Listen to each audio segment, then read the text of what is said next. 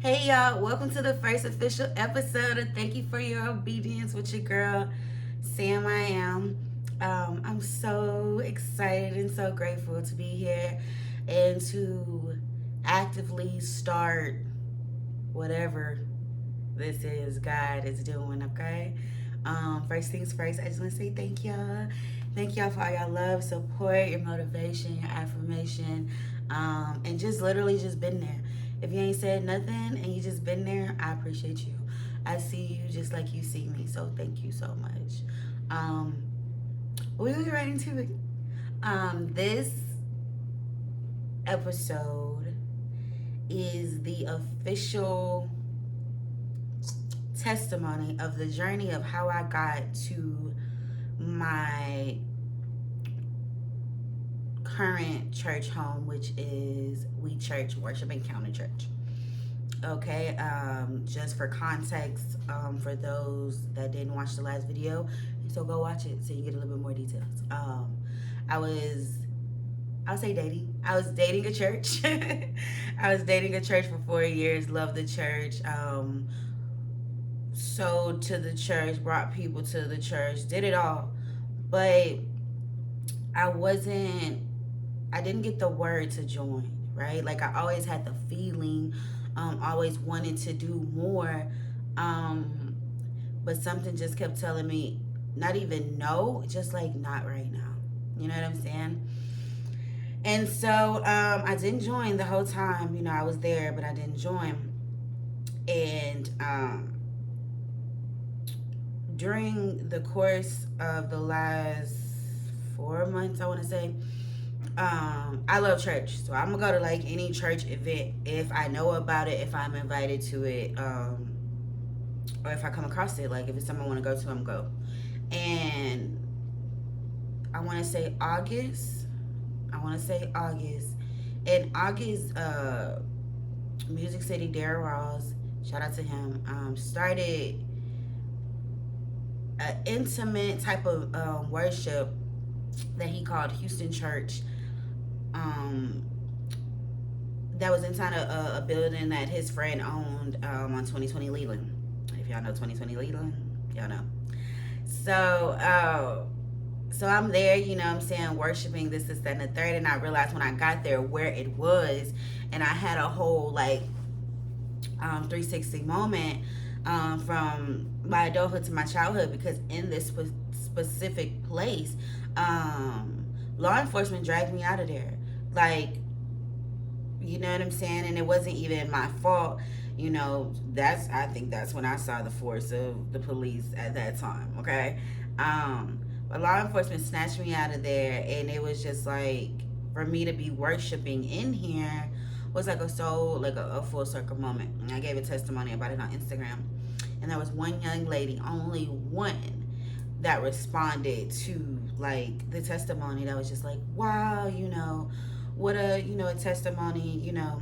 And I was just like shocked, and grateful that anybody like saw it or resonated in it. And that person is very important now, so that's why I have to reference that. So did that for a couple times. Not to say met some people there, but encountered some people there. And noticed like it was a space where people who I didn't know, but I knew of, or we were in the same circle, kind of were there. And I love worship and I love intimate worship, so anything like that, I'm coming. So, went to that for like 2 months, and they hadn't had any more.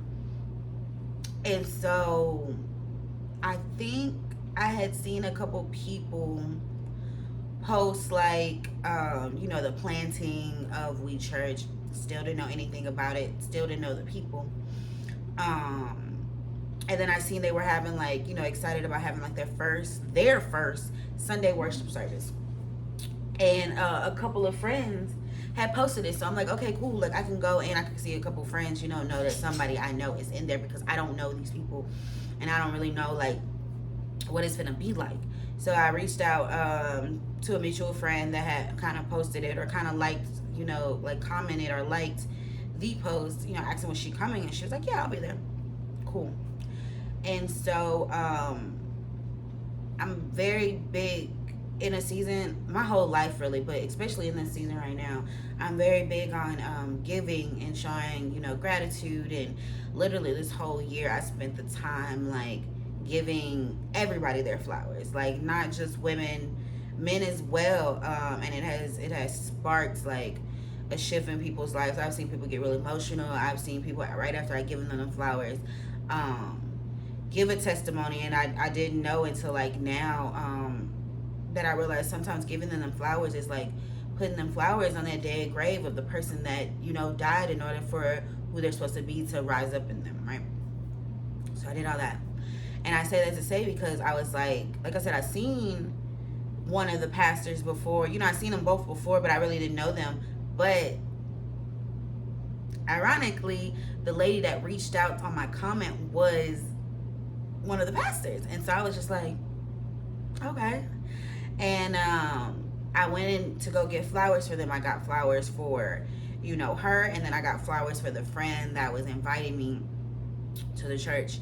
And they were roses, and so I go in a store and I find some yellow roses to give to my friend, and then the only like decent set of roses that were out were the red roses, and I felt like they were so romantic. And I had this issue once before giving somebody flowers, and I was just like, ugh, I don't want to give them no romantic flowers, you know what I'm saying? And the Holy Spirit, convicted me and spoke to me right then and there. He was just like, just tell them like you told the last pastor, just let them know the red just means they're covered in the blood. I'm like, okay, I can do that. I can do that.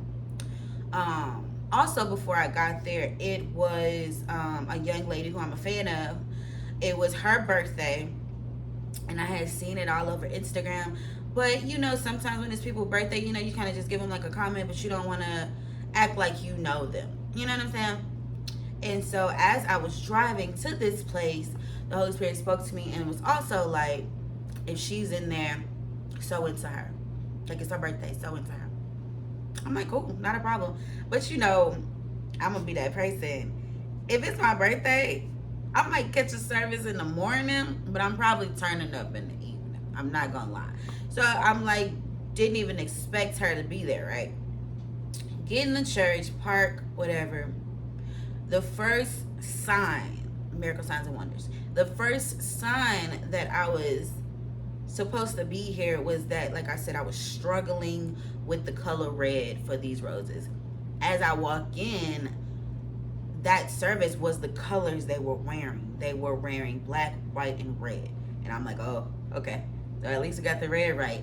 And not only were they wearing black, white, and red, the pastor who I was giving the flowers to, she had this fire little blazer that was kind of cut, but it was draped on her, and it was red. So I was like, okay, getting a little tricky already, but okay.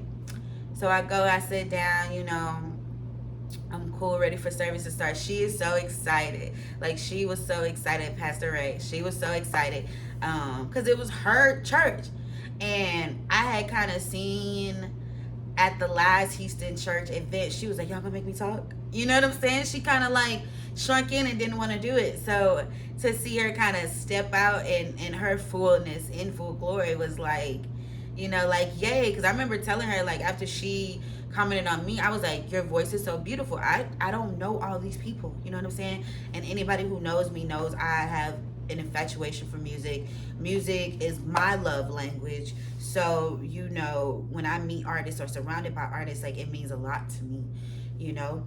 And so church service start. She's so excited. The first song they sing is Cry Out. I Won't Let a Rock Cry Out for Me. That song was so impactful for me because they could have started with any other song, but they started with this one. And at that time, I had just purchased my first leadership conference ticket, VIP, girl. Just purchased my ticket because I'm like, I'm in a season of not only intentionality, but I'm in a season of proximity. So if I'm going to go to something that I know all the leaders that I study from, or most of the leaders that I study from, or people, that I'm intrigued by, are going to be there, I needed to be I needed to have the best access to be the closest to them to get everything I needed, right? The name of that conference was called Cry Out. So I'm like, okay, well, thank you, God, for letting me know that I did make a great decision for, that ticket. So that starts going on. Or whatever, church is just getting good, it's getting real moist up in there, you know what I'm saying? Um, Talks about the word, go into prayer. And my friend Carl Dion, shout out to you, was sitting next to me when I. One thing I love about Pastor Devon is that when he does an altar call, he doesn't just do one for salvation, or just one for this thing. He's doing like 4 different altar calls. So if it's not for you, he want to make sure he gives you something that's for you. So she went up there for community, and my brain wasn't even there on community. You know what I'm saying? I was just there to get whatever God wanted me to get, and at this moment support her. So when she went up there to pray, it was so funny. And in my mind, I was hoping it happened like it did, and it did. So I just let play it out. She went up there, and there was somebody standing right there, and because she wasn't there for salvation, they kind of pushed her, not pushed, but they kind of pushed her to the side and was like, okay, we'll have somebody come up for you. And when that happened, Pastor Ray, beautiful, draped in a blazer, she came up to pray for her, and I was like, perfect. That was supposed to happen for the simple fact that there was a connection from me to my friend, from my friend to Pastor Ray. So it was like I was still gonna almost get that prayer. You know what I'm saying? And so the whole time it was a good prayer, like a good 10 maybe 15 minutes of prayer as Ray is praying for Carl Dion. I'm sitting there like this the whole time. If you know, growing up and learning, you kind of extend your hand out to let the power from you kind of transfer into the direction of the power of the person, that needs prayer. So I'm sitting there the whole time, hand cramping up and everything, like my arm hurting the whole time. She comes back and she said, did somebody touch me?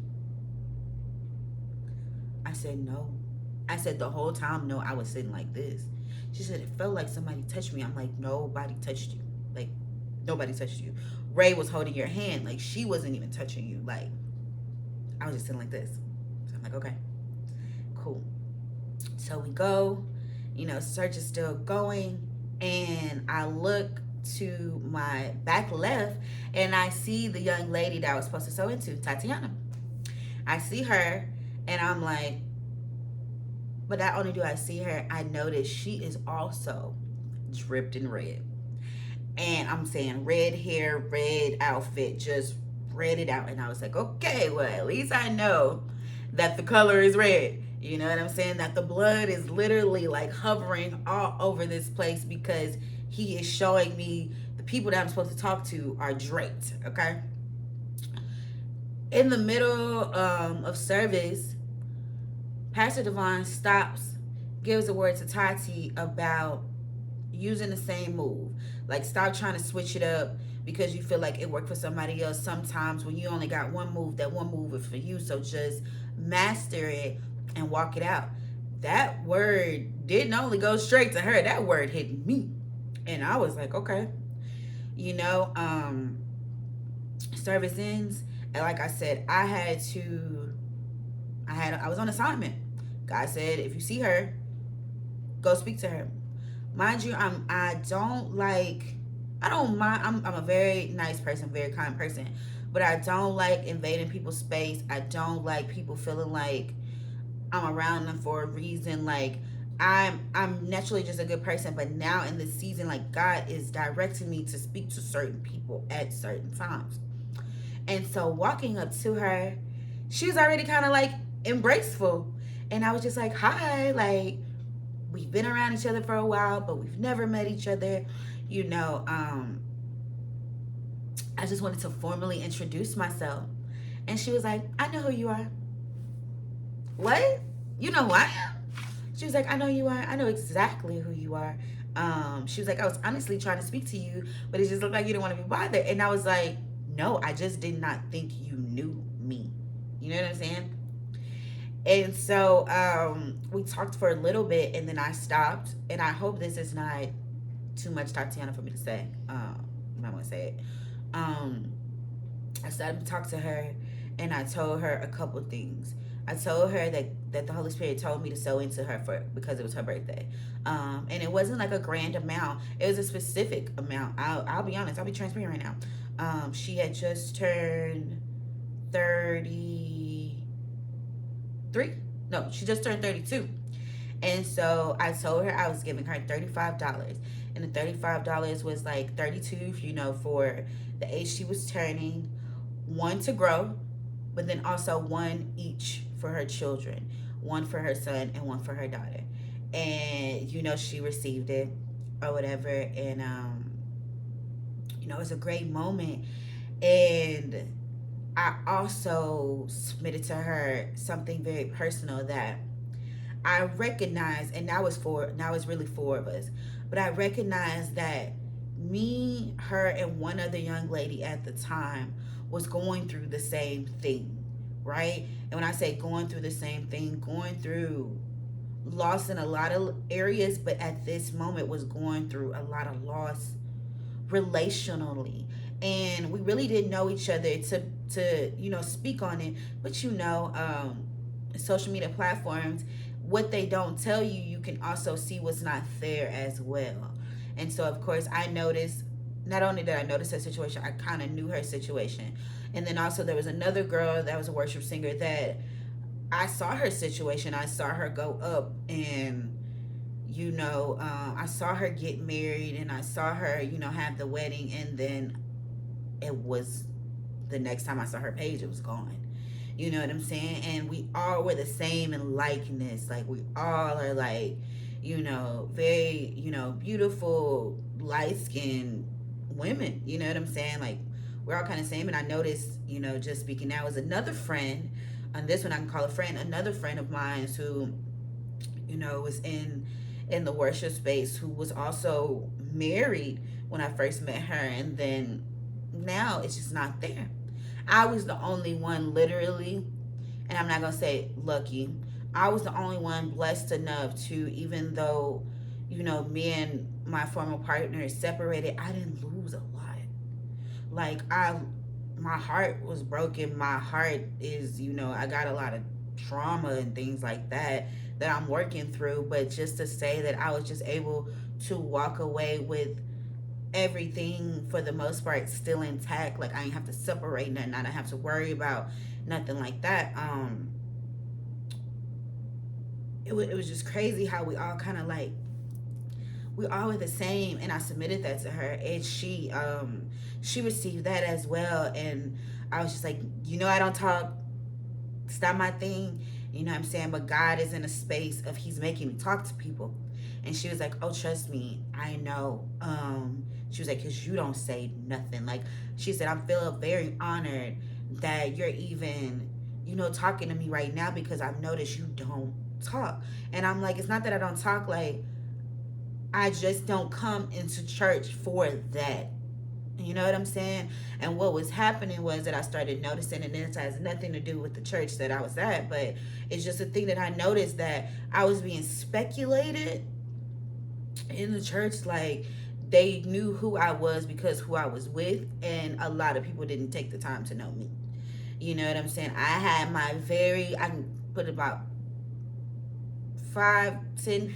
6 people that really took the chance to know me, including the pastor. You know what I'm saying? We didn't have a tight knit relationship, but every time we bumped into each other, he noticed me. He probably don't know my name, but he noticed me. He always stopped to hug me. He always stopped to wave to me. So, like I said, I grieved, not being able to join this church.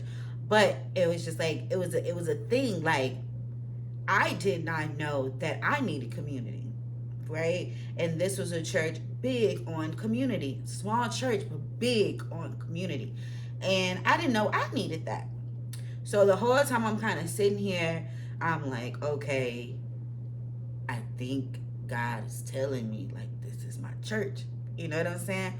But I still hadn't just was like, I'm all in. No, like, in this time, prior to, like I said, prior to this moment, I was fasting for 7 days before my Denver trip. And my Denver trip is, my direct encounter with God. I go on the mountains and I pray, like they said. He withdrew frequently. He would go up there, he would pray, he would go by himself, and then sometime, and then the couple times, or the one time, he took his people.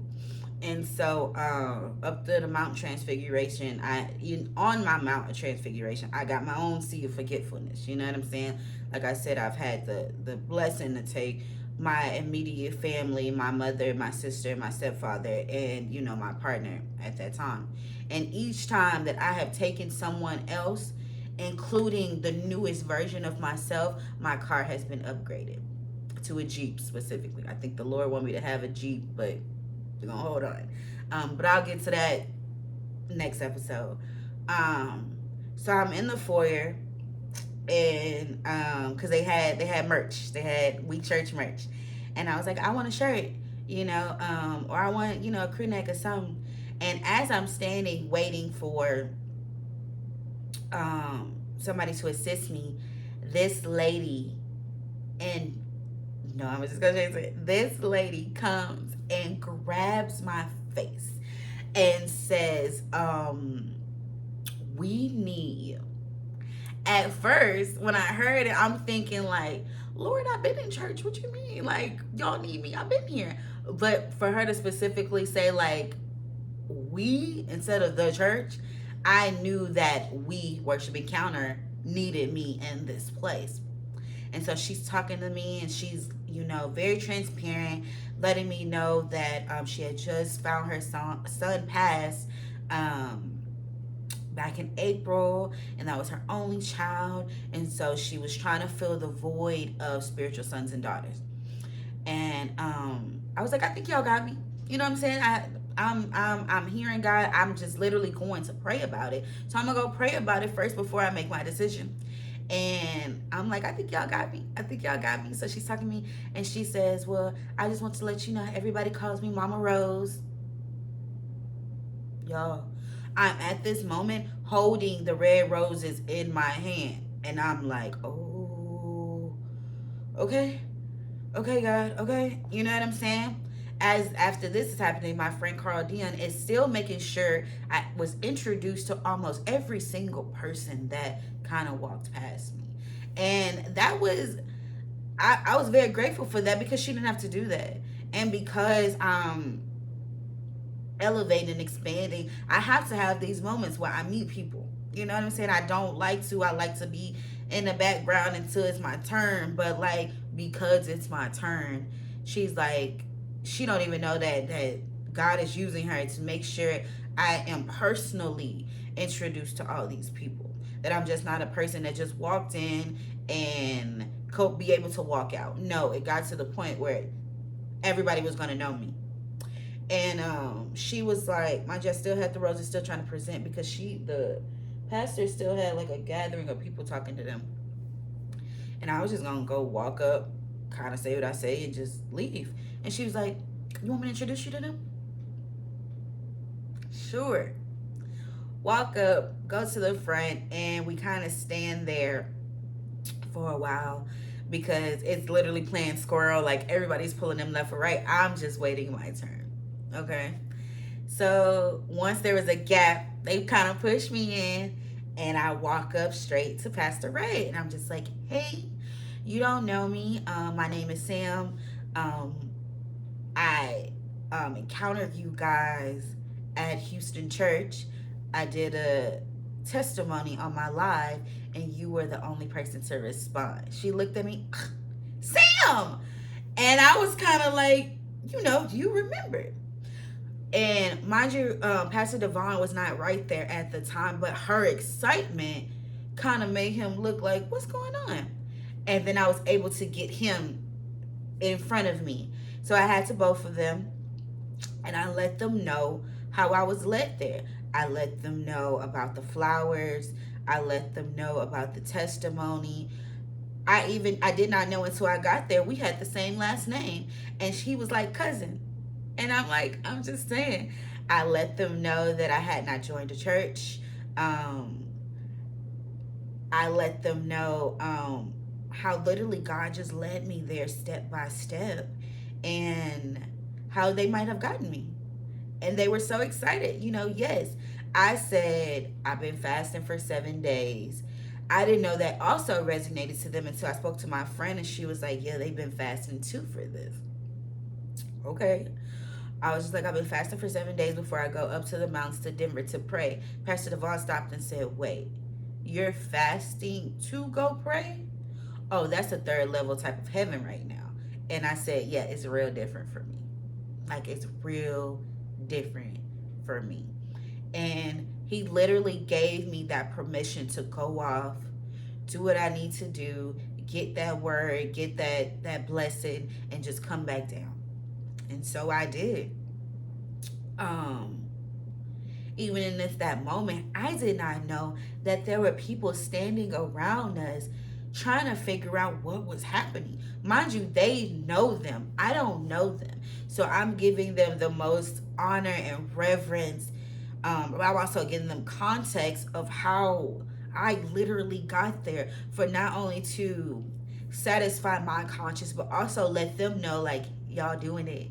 Y'all doing it on the right path. Y'all on the right track. I don't even know if you need that encouragement, but I'm going to give you that encouragement that this is what you're supposed to be doing. You know what I'm saying? Like, that was my takeaway from me having to tell them that testimony. So with everybody watching me, we step outside and the two ladies, Carl Dion and Shelby, shout out to you as well. They came out and was like, well, so what happened? They were very intrigued about that moment, to even know the another person with them was like, yeah, DJ was like, what's going on? I I didn't know it was a moment. You know what I'm saying? And I ended up standing outside talking to them for another 20 minutes about it, and they received it. It wasn't weird, or it wasn't like, you really think that these steps was for you? They were just like, wow, can't wait to see what the Lord does with you. And for it to be receptive and not weird is it was what something I needed, was a own personal like confirmation affirmation that I needed. So they were actually going out to eat afterwards. We didn't plan on doing it until Pastor Ray was like, where we going? I'm like, where we going? They're like, yeah, where we going? So Carl Diaz looks at me and is like, I guess we going.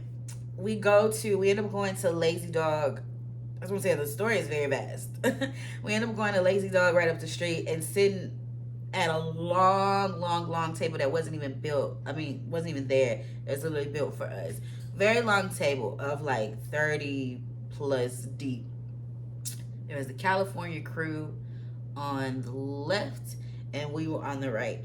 And I ironically ended up sitting dead smack, not in the middle, but the people I was surrounded by. Of course, I had Carl, Dion, and Shelby right here, but on the side of them was the pastors. But on the left to me, I really didn't know, was the oversight pastor to my new pastors.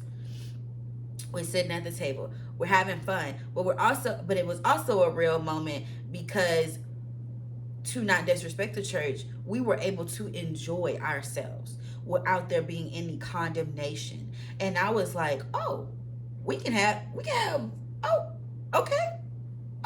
It's a celebration for real, for real. Of course, like, the pastors didn't, my pastor didn't indulge, but the fact that we were able to indulge was so real to me. Like, it wasn't no play. Like, we don't do this.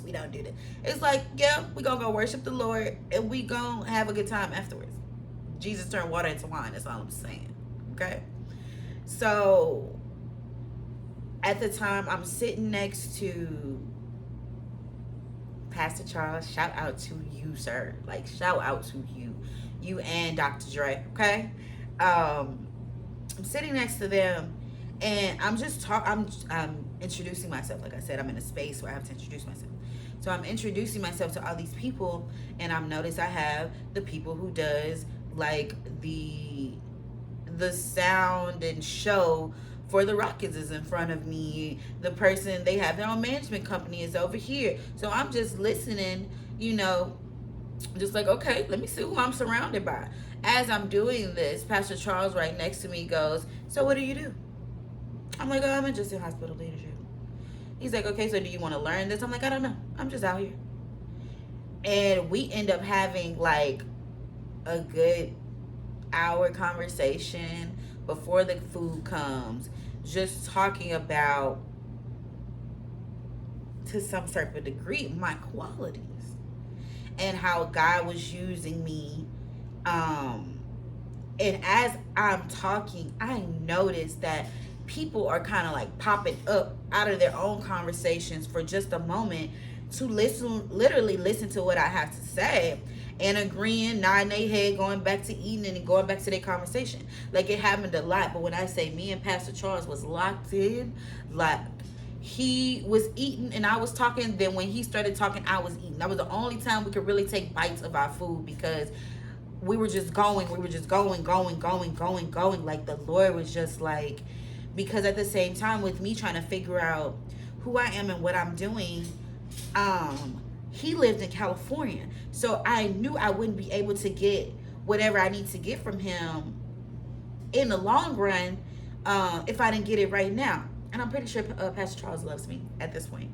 But for somebody who did not know me tell me things like, oh, I have capacity, oh, I have access, oh, I have like a divine perspective. He even went to say as far as I have divine frustration. That means that things that people don't see, I see, and it's for me to see, for me to kind of fix, right?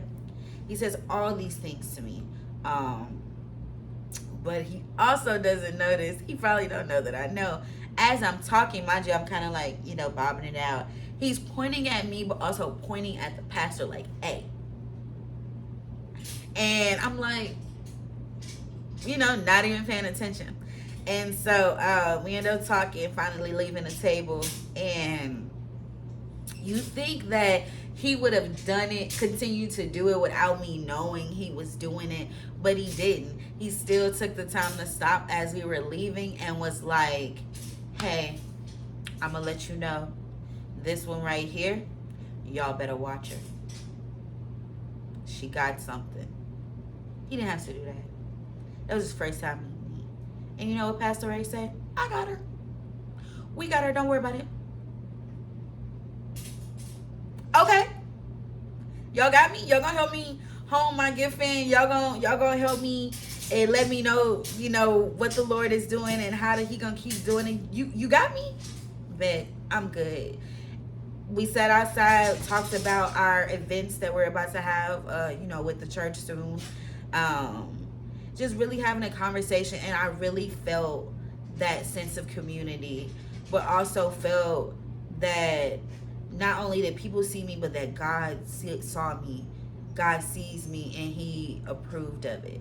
To literally, Pastor Charles was like, I can't wait to see you on Oprah to say, I know you. Don't do that to me. Don't do that to me. You know what I'm saying? Like, because I'm new to this. So it's like to hear these things. Like I told you, my first impressions have been majestic. Like, this was one of the first impressions that really shifted me in another direction, because he had to speak into me. He had to speak life and life abundantly to me. And not only did he have to speak it to me, I had to understand it and receive it.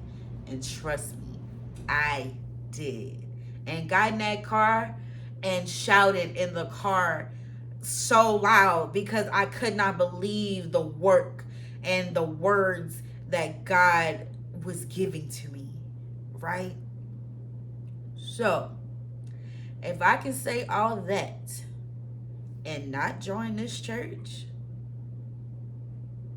I don't want to hear God, right? I don't want to hear God, because clearly he's speaking loud and clear, and I'm just like, huh? I don't hear that. You know what I'm saying? Nope.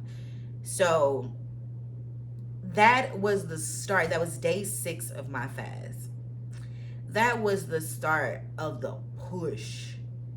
When I say the absolute divine push that God gave to me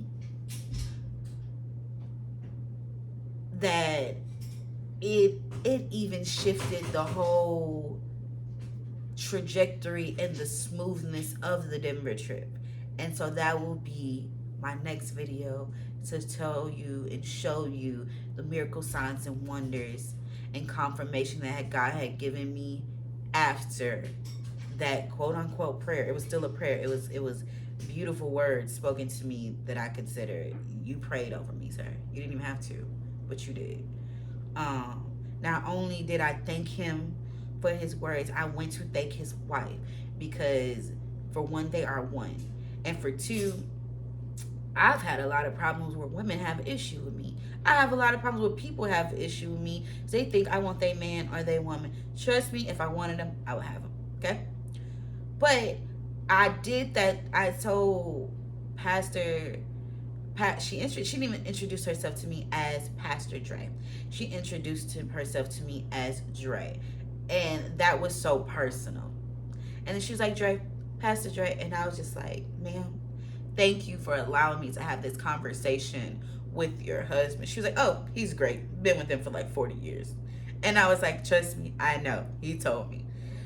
And then to learn to because now I'm trying to build relationships with them, because if you're the one that call them, I need to be close with everybody.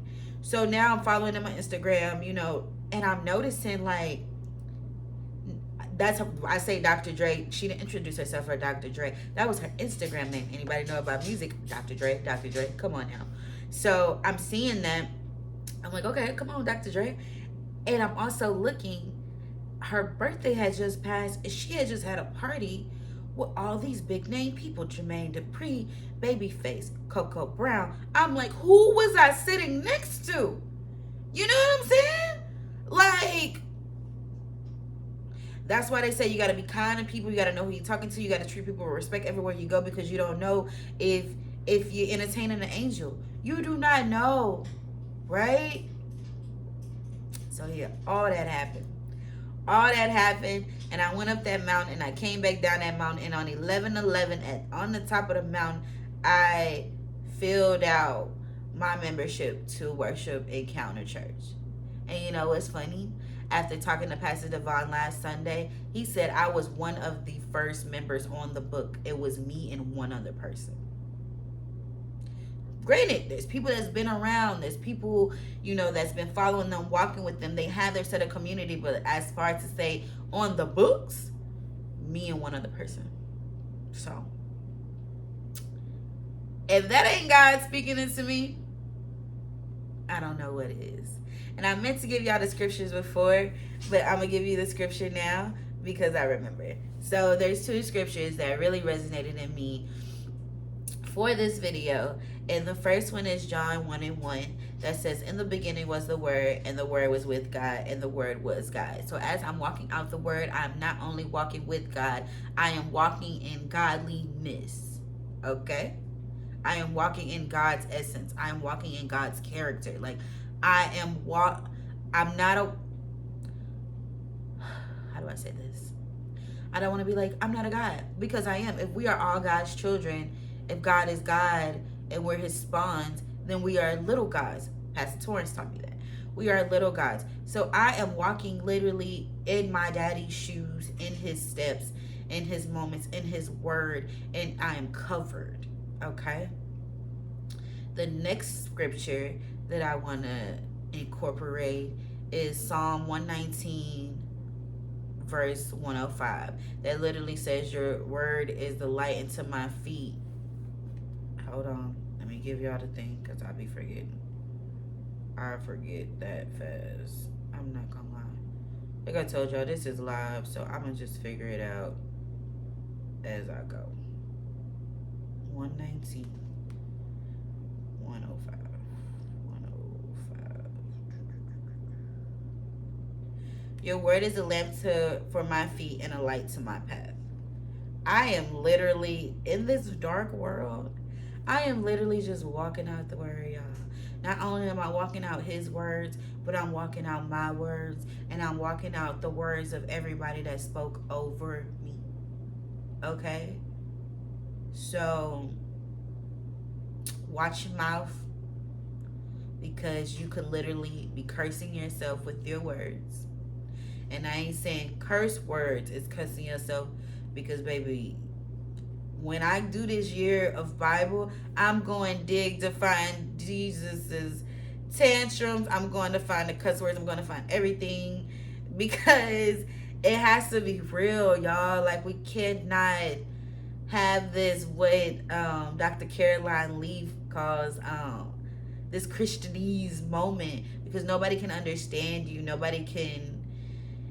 Um nobody can understand you. Nobody could like resonate with you. Like, you're just a unicorn. It's not a bunch of unicorns in the world. So you're not conforming to this world, but you're making sure yourself are in these spaces to be able to connect and to be able to speak life into people that are literally the walking dead. Okay? Y'all think the walking dead is just dying and then coming back to life. The show was really good, but that concept, when I started watching that show, it stuck with me, because people are literally just out here like not living.